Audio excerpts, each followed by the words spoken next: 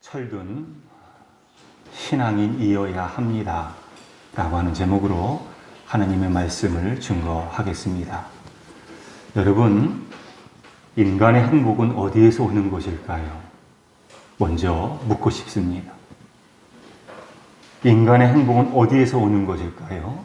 여기에 대해서 그거야 돈에서부터 오는 거지 생각하실 분들도 계실 것이고, 아니면 명예, 인기, 다른 단어들을 머리에 떠올리실 분도 있으리라 생각이 됩니다.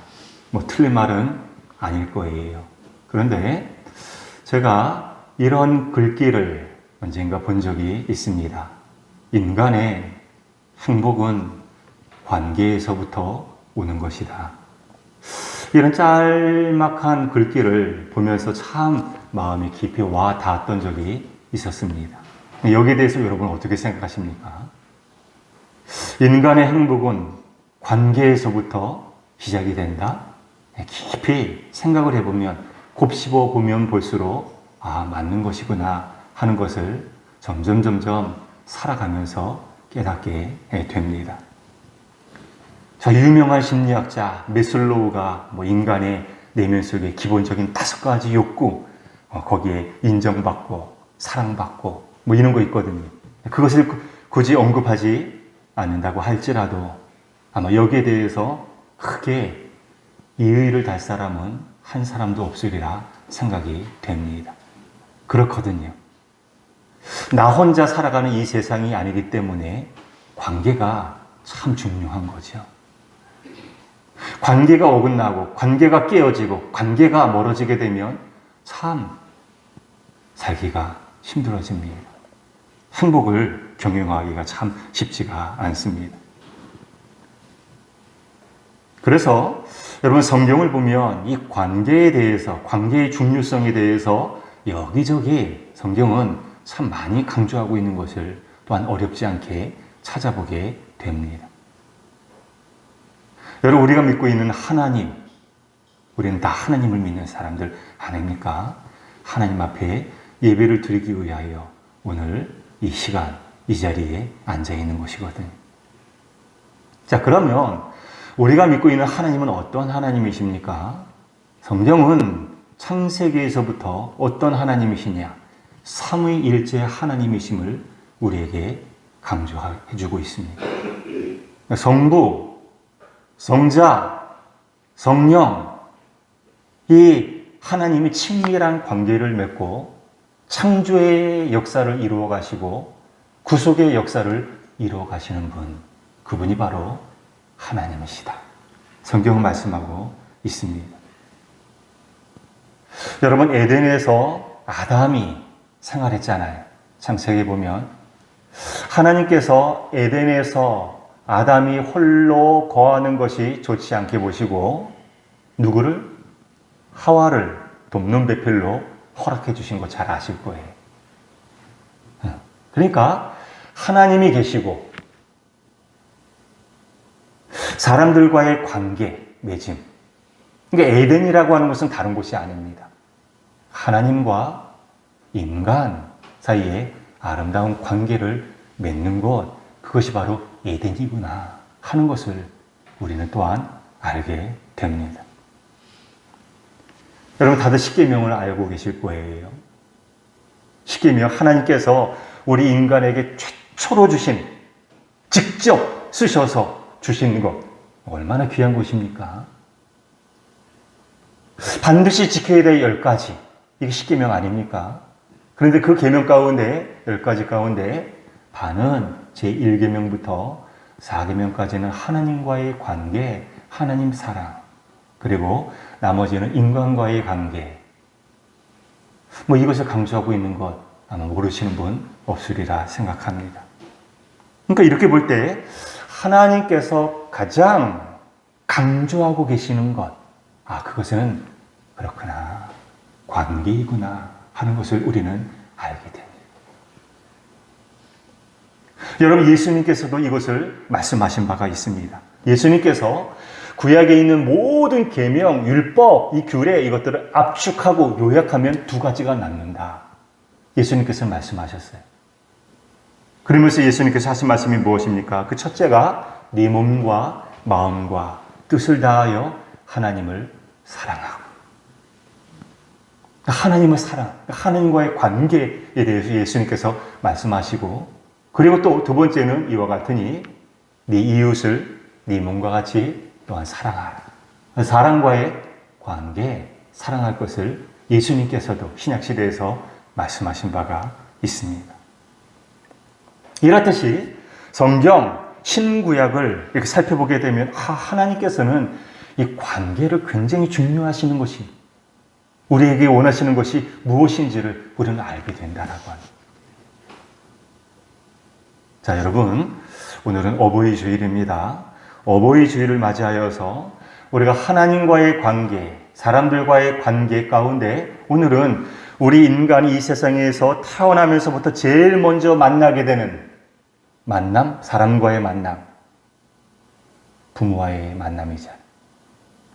어버이와의 관계에 대해서 오늘 어버이 주일을 맞이하여서 살펴보도록 하겠습니다. 그리고 다음 주일에는 하나님과의 관계에 대해서 다뤄보도록 하겠습니다. 부모에 대해서 주신 하나님의 말씀은 간단합니다. 복잡하지 않아요. 어렵지 않습니다. 순종하고 공경하라. 바로 이것입니다. 여러분, 순종하고 공경하라. 이것은 부탁하는 게 아니잖아요. 이렇게 했으면 좋겠다. 권유하는 것도 아니잖아요. 명령이잖아요. 순종하라. 공경하라. 그러니까 내 마음에 맞지 않는다고 할지라도, 불편하고 때로는 어렵다고 할지라도, 내 생각과 다르다고 할지라도, 그러나 그럼에도 불구하고 지켜야 되는 거예요. 반드시. 명령은 그런 것입니다. 설령 내 마음에 안 맞는 부분이 있다고 할지라도 그럼에도 불구하고 반드시 마땅히 지켜야 되는 것. 그렇죠? 그런 측면에서 여러분, 부모님과의 관계를 한번 생각해 보십시다. 자식과 부모와의 관계를 생각해 보자라고 하는 거죠. 여러분, 부모와의 관계가 어떻습니까? 좋습니까? 당연히 부모님이니까 부모와 자식 간의 관계는 당연히 좋을 것이라고 우리는 생각할 수가 있습니다. 그러나 의외로 부모와 자식 간의 관계가 좋지 않은 경우가 허다합니다. 얼마나 많이 있는지 몰라요. 때로는 부모님의 마음에 상처가 되는 말을 여과 없이 내뱉잖아요. 감정적으로 얽히고 생각이 달라서 부모님임에도 불구하고 막 다투게 되는 경우가 얼마나 많이 일어나는지 몰라요. 불편한 거예요, 사실은. 점점 크면 클수록 그런 거예요. 어렸을 때는 몰라도 점점 머리가 커갈수록 서로 불편해지는 거예요, 부모님과. 그래서 어느 정도 장성하잖아요, 자식이. 청년이 되면 제일 먼저 원하는 것이 무엇입니까? 부모님과 떨어져서 사는 것. 이것이잖아요. 왜냐하면 잔소리 듣지 않아도 되는 것이거든. 제일 큰 바람 가운데 하나 아니겠습니까? 그런데 부모님이 돌아가시면 달라지는 거예요. 여러분, 돌아가신 부모님을 생각하면 언제나 우리 안에는 진한 그리움이 있습니다. 올 1월 달에 저희 아버지도 하나님의 부름을 받으셔서 이 땅을 떠나셨는데, 때때로 갑자기 울컥할 때가 있어요. 아버지를 생각하면.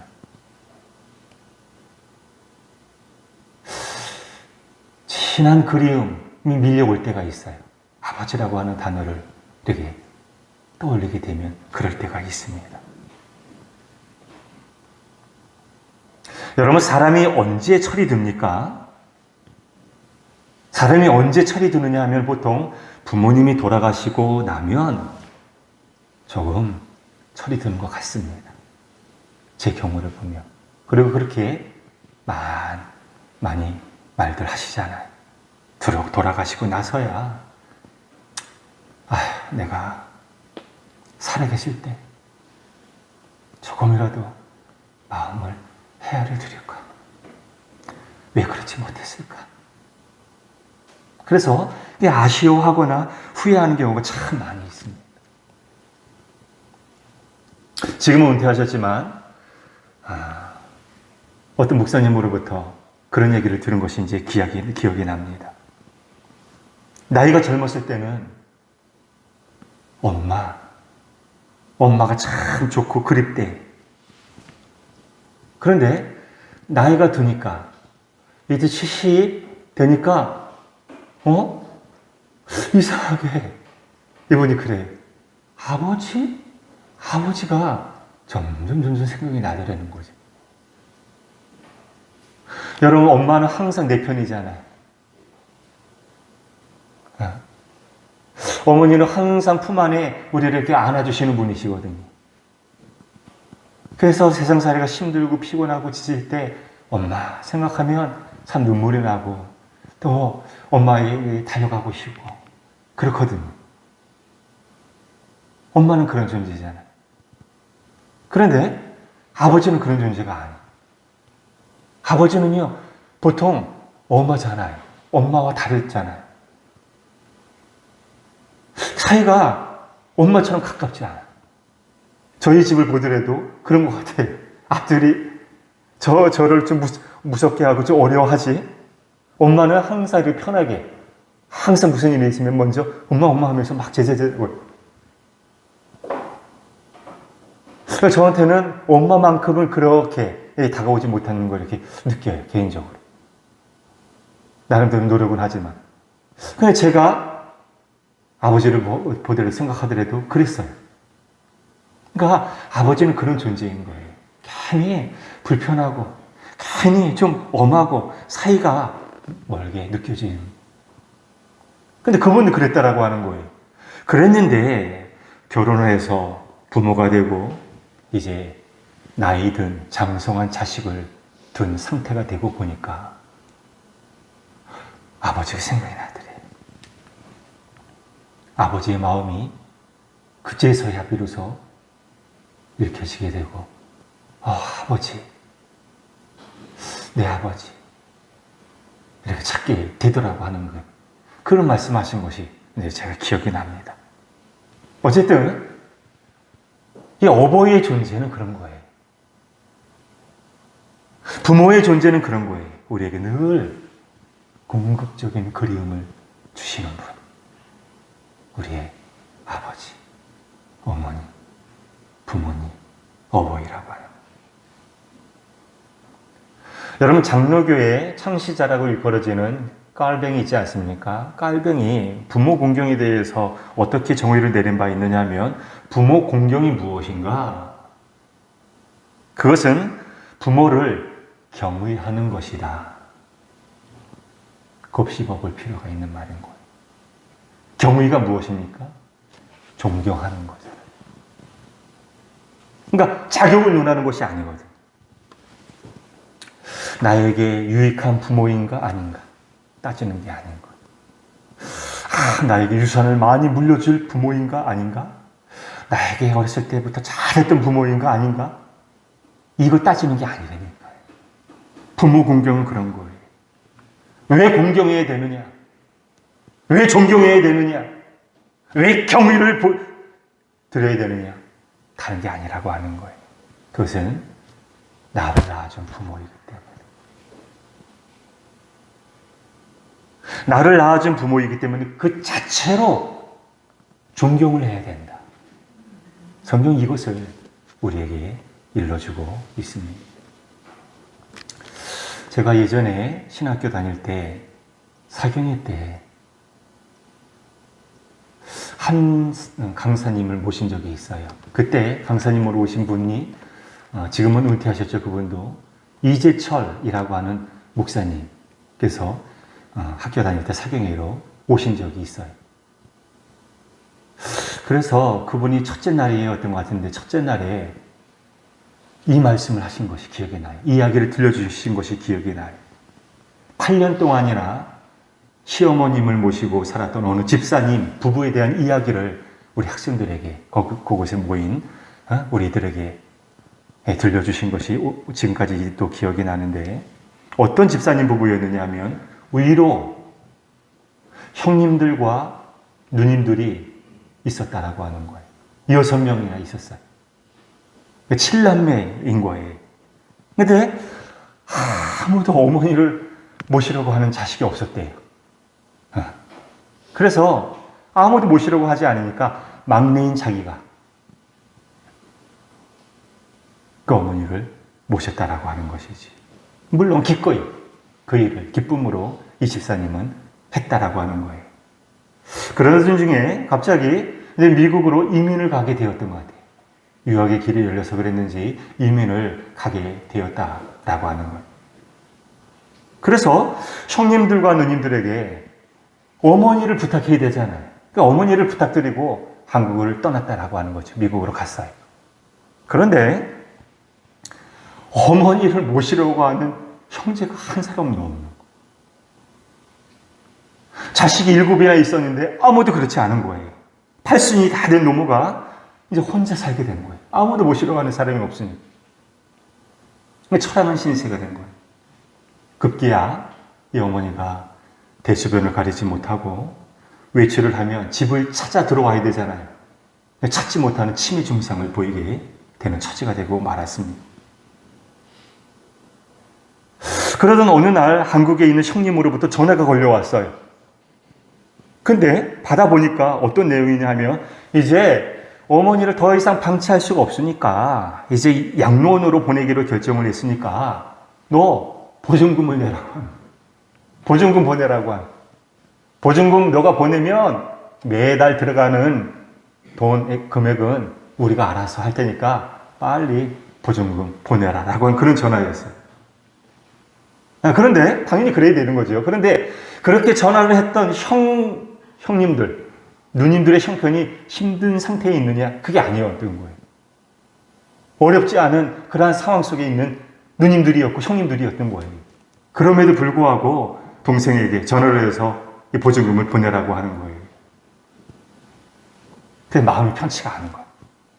그래서 그냥 마음 같아서는 그냥 당장 지금이라도 그냥 엄마, 사랑하는 엄마, 내가 미국으로 모시고 싶은데 한국에 있을 때 8년 동안이나 아내가 시어머니를 모신 것이거든. 그래서 아내 생각 때문에 차마 말은 꺼내지 못하는 거예요. 마음 같아서는 당장 모시고 싶은데. 그런데 옆에서 통화 내용을 듣고 있던 아내가, 아니 자식이 지금 7이나 있는데 한 사람도 모시려고 하지 아니하고 어떻게 그냥 양로원에 맡길 수가 있느냐. 말이 안 된다라고 하는 거예요. 그러면서 우리가 모시자고. 미국이지만 미국의 어머니를 모시자고. 그 며느리가, 아내가 그렇게 얘기를 하는 거예요. 그래서 남편이 감사하잖아요. 고맙잖아요. 감격스러워서 너무 고맙고 그래서 어쨌든 어머니를 한국에서 미국으로 모시고 왔습니다. 그런데 막 쉽지가 않잖아요. 말이 시어머니 이렇게 모시는, 지금 한국에 있을 때보다도 막 지금 여러 가지로 몸 장애가 있으시고. 그러니까 어머님이 미국에 도착하시는 날부터 이 며느리가 엄청나게 바빠진 거예요. 외출하고 싶어도 외출을 할 수도 없는 거예요. 그래서 오줌을 가리지 못하는, 똥오줌이지요. 똥오줌을 가리지 못하는 시어머니, 이 며느리가, 막내 며느리가 매일 씻겨드리고 시간에 맞추어서 기저귀 갈아드리고. 그러는 동안 이 며느리가 울기 시작하는 거예요. 힘들어서 울기 시작한 것이 아니라 예전에는 그렇게 건강하시고 정정하셨던 어머님이셨는데 지금 자기 손발을 움직이지 못하는 상태에 있으신 것을 보고 며느리가 울기 시작합니다. 시어머니가 다른 자식들은 다 자기 모시지 않겠다고 했는데 미국에 살고 있는 이 막내 며느리가 기꺼이 어머니 오시라고 하면서 사랑으로 정성껏 돌봐주는 거, 그걸 바라보니까 어머니는 어머니 나름대로 눈에서 눈물이 나는 거예요. 미안해서 눈물이 흐르고 고마워서 눈물이 흐르고. 남편은 또 어떻게 보여요? 그 자기 아내가 아무것도 하지 못하면서 그렇게 헌신적으로 자기 엄마 정성으로 돌보니까 아내가 더없이 고마운 거예요. 그리고 그 자녀들이 그 자기 엄마가 할머니를 시어머니를 그렇게 정성으로 돌보는 것을 보니까 마땅히 저렇게 해야 되는구나. 효가 저런 것이구나 하는 것을 두 눈으로 그 자녀들도 보게 된 거예요. 놀라운 변화죠. 그뿐만이 아닙니다. 그동안 미국을 방문했던 형님과 형수가 그리고 누님들이 막내가 그 어머니를 자신들의 어머니를 그렇게 극진하는 가운데 돌보고 헌신한 그런 모습을 보면서 감동을 받은 거예요. 감동을 받아요. 그래서 자신들의 불효를 다 뉘우치게 되고 네가 믿고 있는 예수님이라고 한다면 나도 믿고 싶다. 그래서요 방문했었던 형님, 그 형수들, 형님들, 누님들이 예수 믿기로 결단하고 돌아갔다라고 하는 거. 그런 이야기를 저희들에게 들려주신 적이 있었습니다. 사랑하는 여러분, 부모님이 살아계십니까? 연로하셨습니까? 이따금씩 연로하신 부모님을 모시는 것 때문에 참 고민하시는 분들을 주변에서 많이 볼 때가 있습니다. 물론 부모님 모시는 거 이게 인간적으로 쉬운 게 아닌 거예요. 부담이 당연히 될 수가 있습니다. 형제들 사이에서도 싸움이 나요. 갈등이 생겨요. 누가 모셔야 되는지. 이것 때문에 갈등이 생기는 것 자주 보게 됩니다. 그러나 여러분, 만일에 연로하신 어머니를, 연로하신 아버지를 내가 모셔야 되겠다. 경제적으로 부담이 되지만, 나도 살림살이가 그렇게 넉넉지 않지만, 그래도 엄마를 내가 모셔야 되겠다. 시어머니를 모셔야 되겠다. 시아버지를 모셔야 되겠다. 내 아버지를 모셔야 되겠다. 그런 마음이 든다라고 한다면 그 마음은 누가 주는 마음이겠습니까? 묻고 싶습니다. 사탄이 주는 마음일까요? 아니면 성령께서 주시는 마음일까요? 저는 성령 하나님께서 주시는 마음인 줄 믿습니다. 나에게 복을 주시기 위하여 그런 마음을 우리에게 허락하여 주시는 거예요. 여러분, 오늘 성경 본문을 한번 보십시다. 부모를 공경할 때 어떤 축복이 주어진다라고 하고 있나요? 3절에 있는 말씀을 보니까 이로써 네가 잘되고 땅에서 장수하리라 말씀하고 있습니다. 여기 보면 땅이라고 하는 말이 나오고 있어요. 여기에서 말하는 땅은 어디를 가리키는 것일까요? 여기에 대해서 신학자들 사이에서 이견이 있어요. 엇갈려요. 이 세상일 것이다. 아니다. 하늘나라이다. 의견이 분분해. 나눠요. 그게. 장수도 역시 마찬가지예요. 장수도. 출애굽기 20장 12절에 보면 이런 말씀이 있습니다. 네 부모를 공경하라. 그리하면 네 하나님 여호와가 네게 준 땅에서 네 생명이 길리라. 그러니까 땅. 이 세상에 있는 땅인가 아니면 하나님께서는 우리에게 주실 그 새로운 땅. 그걸 가리키는 것인가. 저 개인적으로는 둘 다 해당이 된다고 봅니다. 다시 말하면 이 세상에서도 적용이 되지만 이 세상을 떠난 후에 우리가 돌아가야 할 곳이 있는 것이거든요. 하늘나라 역시 의미한다고 봅니다. 이렇게 볼 때 이 말씀은 단순히 축복의 양적인 표현만을 의미하는 것이 아니라 질적인 표현을 가리키는 말인 거예요. 천국을 가리키는 말인 거예요. 영생을 가리키는 거예요. 하나님 앞에서 누리는 영원한 복을 너희에게 안겨주겠다. 영원한 복인 거예요. 그 복을 너에게 주겠다. 이렇게 보아야 돼. 저는 앞에서 철이 든다라고 하는 것은, 사람이 철이 든다라고 하는 것은 부모님의 마음을 헤아리는 것, 헤아리게 될 때 철이 든다. 이렇게 말씀을 드렸습니다. 자, 그렇다고 한다면 철든 신앙인이 된다라고 하는 것은 무엇을 의미하는 것일까요? 하나님 아버지의 마음을 헤아리는 그러한 삶을 살게 되면,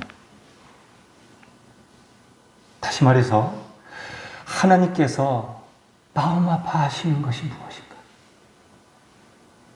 그것이 내 마음에 깊이 느껴지게 된다라고 한다면, 그래서 어떤 일이 있어도 내가 앞으로 그런 삶을 살지 말아야지. 하나님께서 마음 아파하시는 것은 내가 이제는 끊어버려야지. 그렇게 된다면 그것은 그래도 철이 든 신앙인, 성숙한 그리스도인이다 말을 할 수 있을 것입니다. 사랑하는 여러분, 여러분은 지금 부모님과의 관계가 어떠하십니까? 혹시 부모님과의 관계에 걸림이 있으신 분 계십니까? 여러분들은 부모님의 권위에 순종하십니까? 인정하십니까?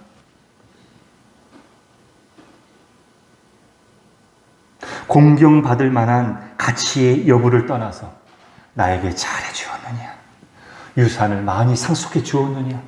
앞으로 그렇게 될 것이냐? 그것을 떠나서 나를 낳아주었기 때문에.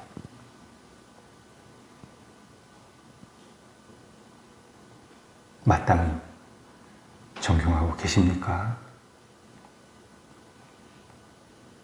부디 하나님의 마음에 담겨져 있는 오늘 이 말씀, 우리가 마음에 품고 온전히 지키심으로 인하여서 좀 철든 신앙인이 되어서 앞으로 후회 없는 삶을